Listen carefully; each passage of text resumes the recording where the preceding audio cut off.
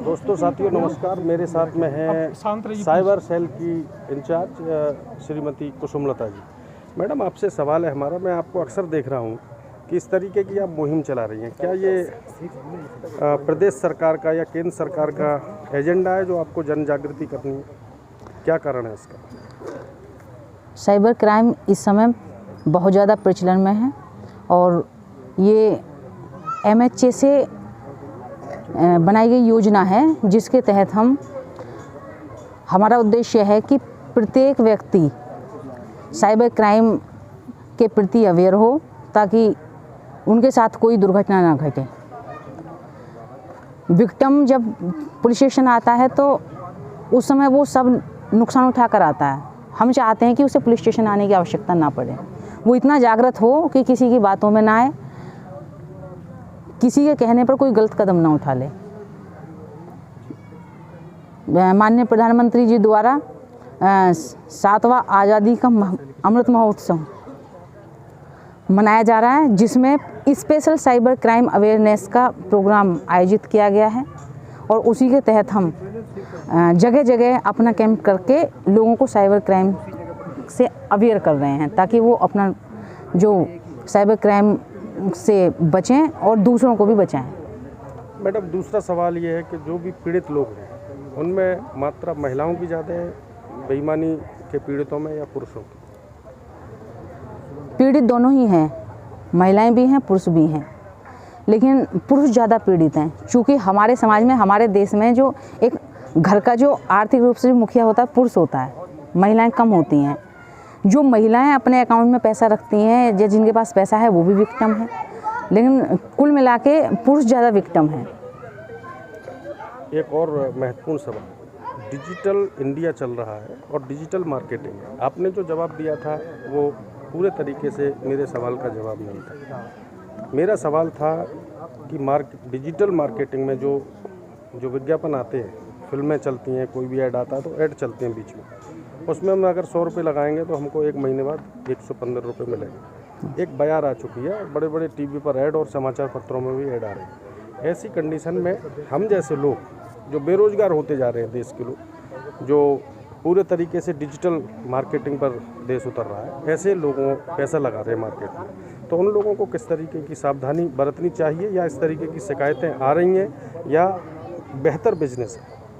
देखिए, व्यवसाय करने वाला चाहे एक किसी कंपनी का मालिक हो या फ्रॉडर हो, अपने अपने व्यवसाय का हर व्यक्ति प्रचार प्रसार करता है, लेकिन हमें ये जानने की ज़रूरत है कि जहां हम अपना पैसा ऐड करने जा रहे हैं क्या वो जगह वास्तविक है, वो कंपनी वास्तविक है, वो शेयर मार्केटिंग में जो एजेंट है क्या वो वास्तविक है। हमें ये जानने की बहुत ज़्यादा ज़रूरत है। अगर हम बिना जाने कुछ करेंगे तो हो सकता है हम साइबर क्राइम के विक्टिम हो जाएं। तो ये मुहिम अभी ज़िले भर में कहाँ और चल रही है, क्या क्या प्रोग्राम है?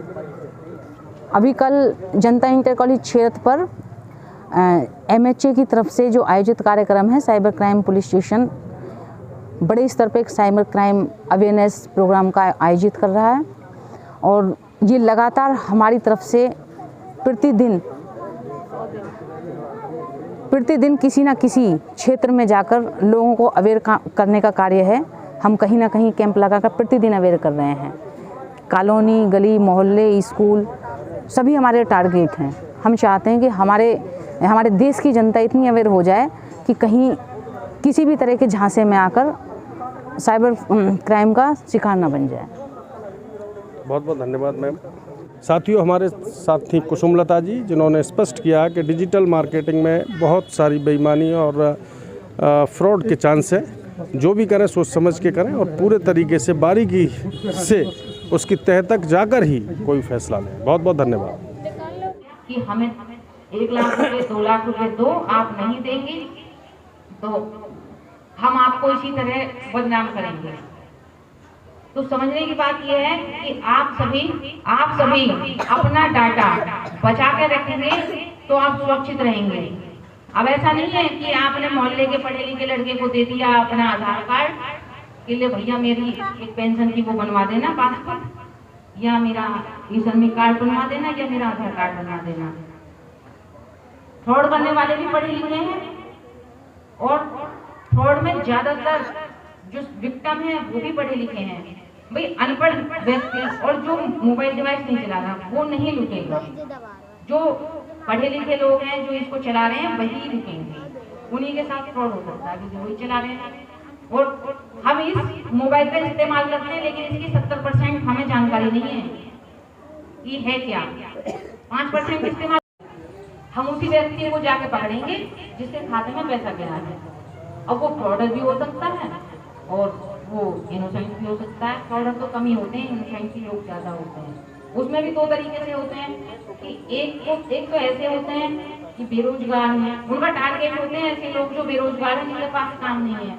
उन्हें बताएंगे भाई ऐसा है, हमारा काम चलता है, हमारा बिजनेस है और ज़्यादा अकाउंट हम खुलवा नहीं सकते, फिर हमें टैक्स लगेगा, आधार कार्ड हम पैन कार्ड लगाना पड़ेगा, तो GST या हम टैक्स के दायरे में आ जाएंगे। तुम अपना अकाउंट दे दो हमें और हम तुम्हें 5,000 रुपये 10,000 रुपये महीना दिए जाएंगे।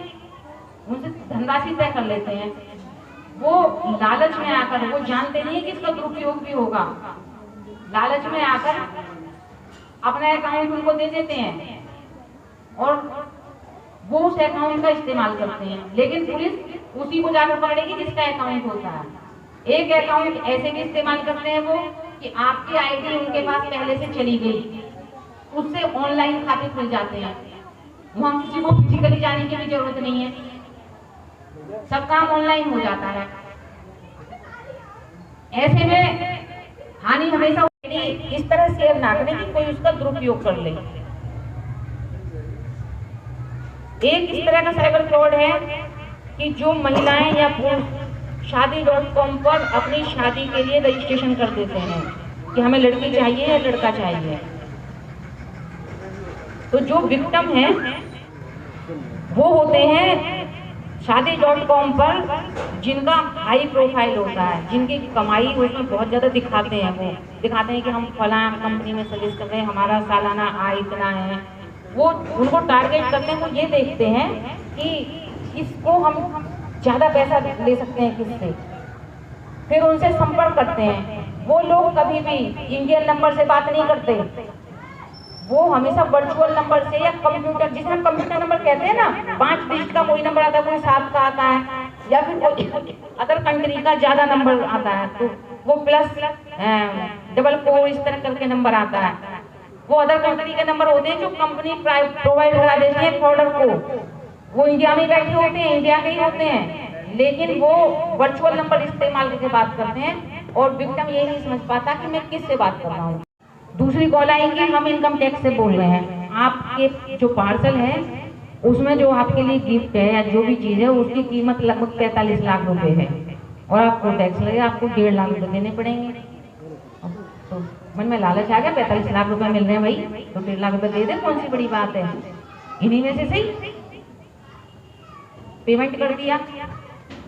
फिर फोन आया कि अब ये दिल्ली आ गया है पार्सल, अब आपको यहाँ का टैक्स चुकाना है। कुल मिला के उनको 5 लाख रुपए उनसे ले लिए।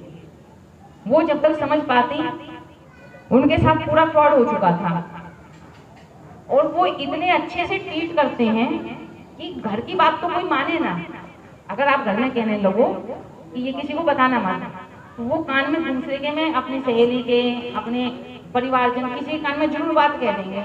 लेकिन वहां जाने को क्या गुत्थी खिलाते हैं कि व्यक्ति बताता ही नहीं है किसी को। उन्होंने बताया नहीं, 5 लाख रुपए दे दिए और पैसों की डिमांड आने लगी कि आपको 3 लाख रुपए और जमा करने हैं। अब उन्होंने कहा मैं तो दूंगी नहीं। ठीक है, नहीं दोगी तो इनलीगल पार्सल है आपका, विदेश से आया है, आप इतना 45 लाख रुपए लेने के जो हकदार नहीं है, आपके घर रेड पड़ेगी। अब वो घबरा गई, फिर किसी को बताया, देखा तो वो स्कैम हो चुका था। तो मेरा कहना है कि आप चाहे शादी.com से शादी करें या कहीं भी करें, ऐसे लोगों से बचने की जरूरत है। लालच में ना आए। साइबर क्राइम का विक्टिम बनने की सबसे बड़ी वजह लालच है। अगर आप लालच रखेंगे तो बिल्कुल लुट जाएंगे। अभी एक लड़के के पास फोन आया कि मैंने तुम्हारे पेटीएम में 20,000 रुपये भेज दिए और मैं आऊँगा ले लूँगा, मैं यहाँ परेशानी में हूँ। उसने ये नहीं सोचा कि कोई व्यक्ति मुझे 20,000 रुपये क्यों दे रहा है? भाई कोई क्यों देगा? आप किसी से 20,000 रुपये मांगेंगे तो 2,000 रुपये देने को तो तैयार होगा, खूब जानने वाला होगा, तब उसने भी पहले फोन बोलेगा दोगे कब? तो 20,000 रुपये उसने ये नहीं सोचा कैसे दें। जो मैसेज आया पेटीएम पर उस पर क्लिक कर दिया, 88,000 रुपये एक बार में साफ हो गए। और इतनी गलती करी, एक बार नहीं किया, 4 बार किया। वो उसे कहता था और 4 बार कर दिया, 1,87,000 रुपये कट गए। मजदूरी करता है, रेडी लगाता है, यही कमाई होगी अकाउंट। तो हमारे कहने का मतलब ये है कि आप सब लोग जो अपना पैसा है मेहनत से कमाते हैं, कोई नौकरी करता है, कोई मजदूरी करता है, जैसे भी, तो समझदार बनो, जागरूक रहो, किसी व्यक्ति के बहकावे में ना आओ, ताकि आपकी जो मेहनत की कमाई है, आपने अपने घर बनाने के लिए रखी हो, बच्चे की शादी के लिए, जीवन यापन के लिए, उसे दूसरे फ्रॉड इस्तेमाल ना करें, उसे लूट ना सकें। और लूटा हुआ पैसा आता नहीं है। वायलर किसी का जो लक बहुत अच्छा है तो आप समझ लीजिए, हालांकि हमने पैसे वापस कराए हैं, लेकिन उम्मीद मत करिए जब पैसा दूसरे खाते में चला गया तो गया है। अगर आपने अपने फोन में डाउनलोड कर लिया और किसी व्यक्ति को आपने ओटीपी दे दिया तो आपका फोन उससे कनेक्ट हो जाएगा, वो आपके फोन को रिमोट पर चलाता रहेगा, आपको पता भी नहीं चलेगा। आपके ऊपर जो मैसेज आ रहे हैं सब उसको दिखाई देंगे, जो ओटीपी आ रहे हैं सब उसको दिखाई देंगे। इसी तरह ये चारों ऐप हैं। हुआ ये कि 29 तारीख को उन्होंने उनका सब डाटा ले लिया, वो 31 को रिटायर्ड हो गए। वो उन्हें कोई इस बात का ज्ञान नहीं रहा कि मैंने किसको क्या दिया। जब 15-16 तारीख में उनका पैसा पेंशन का आया तो वो फ्रॉडर उनके अकाउंट पर नेट बैंकिंग जनरेट कर चुके थे। जो ओटीपी और CIF नंबर उन्होंने मांगे थे उसमें उन्होंने अपना नंबर चेंज करके अपना नंबर डाल लिया उनके मोबाइल नंबर की जगह, और उस पर नेट बैंकिंग चला ली। उनका 19 लाख रुपया 2 दिन में साफ कर दिया। जब 19 लाख रुपया 2 दिन में निकला लगातार, तो बैंक ने उनको स्पेशल फोन किया, फिर क्योंकि देहात का बैंक था, उनके पड़ोस का ही था, उन्होंने उनको सूचित किया कि आपका एक पैसा इस तरह आया है, इस तरह जा रहा है। तब उन्होंने देखा, तब तक पैसा निकल चुका था और वो पैसा एक अकाउंट से निकलकर 70 जगह गया। अब 70 जगह पैसे को बटोर सकते हैं हम, कितना भी हम भागे नहीं ले सकते। तो जितने लोग रिटायरमेंट जाने वाले हैं वो इस बात का ध्यान रखें कि उनके पास कितनी भी कॉल आए, अपना डाटा, अपनी कोई जानकारी शेयर नहीं करनी है। अगर आपको जो भी अपने में तब्दीली करानी है, कोई जानकारी नहीं है, आप सीधे अपने ऑफिस से कराएं। अगर कोई ट्रेजरी से कॉल करता है तो आप बता दें कि भैया हम ट्रेजरी आके बात कर लेंगे, हम मिल लेंगे, अपना नाम बता दे क्या है। ट्रेजरी भाई जीवन भर आपने नौकरी की है, पैसे कमाए, तो इतना तो कर ही सकते हैं अपना पैसे को बचाने के लिए कि ट्रेजरी जा सकें, अपने ऑफिस जा सकें। तो इन सब चीजों का ध्यान। उसने वो वेबसाइट जिस पर उसका ऐड था वो गूगल पर देखी थी और गूगल से ही उसकी मेल आईडी भी सर्च की थी। उसने उसका फिजिकल वेरिफिकेशन करने की कोशिश नहीं की, और जो मेल आईडी गूगल से सर्च की उसी से उससे अपना कम्युनिकेशन उसका हुआ और वहीं से बुकिंग हो गई कि इतना पैसा आप अकाउंट में भेज दीजिए, ये अकाउंट है। उसने लगभग 28 लाख रुपए का पेमेंट किया था। वेट करता रहा कि हाँ ठीक है, गाड़ी हरियाणा पहुंच गई या अब वहाँ भरतपुर पहुंच गई। जो टायर आने थे वो कहीं मध्य प्रदेश साइड से ही आने थे, लेकिन टायर नहीं आए। फिर उन्होंने फ्रॉडर ने अपना मोबाइल स्विच ऑफ कर दिया, तब उसे लगा कि कहीं कोई गड़बड़ है। उसने साइबर क्राइम थाने आकर के समस्या बताई, वो देखा तो वो फिजिकली कोई कंपनी थी ही नहीं। कुछ लोग होते हैं जो एक कोई दुकान खरीदी, कोई बिल्डिंग में एक मॉल भी बना, मॉल तक लोग जनरेट कर लेते हैं साइबर फ्रॉड के लिए, और अपना बैनर लगाएंगे, अपना बोर्ड लगाएंगे, ऐड करेंगे।